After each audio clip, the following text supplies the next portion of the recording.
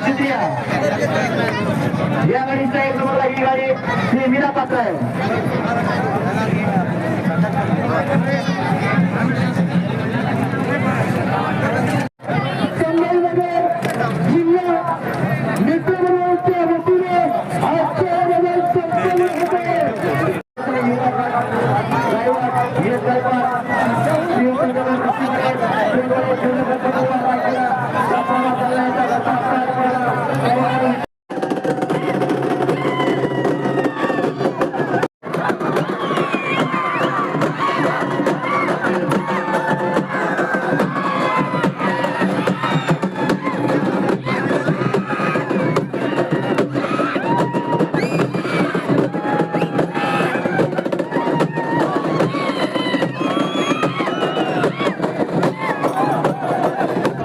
काय सांगाल आज महाराष्ट्राचं पहिलं हिंदी केसरी मैदान आपल्या संभाजीनगर जिल्ह्यातील शरणापूर येथे होत आहे। याचे आयोजक सर्जेराव भाऊ चव्हाण यांनी केल्या संदर्भात काय सांगाल?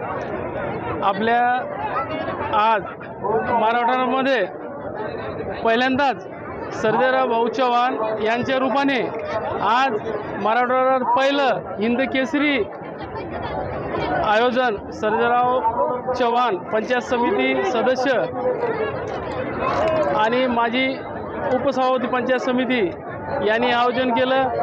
आज इथं 900 गाड्याचा हा खेळ फक्त सर्जेराव चव्हाणमुळं आज पाहायला आम्हाला इथं भेटतं।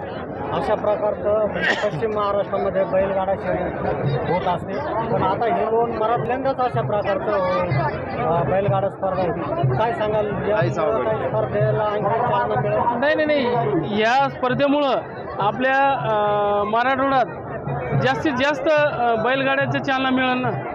आणि सर्जेराव भाऊमुळं ह्या पहिल्यांदा वेळेस मी सर्जेराव भाऊला धन्यवाद देतो की त्यांनी एवढा मोठा खेळ स्वतः वैयक्तिक स्वतंत्र आयोजन केलं।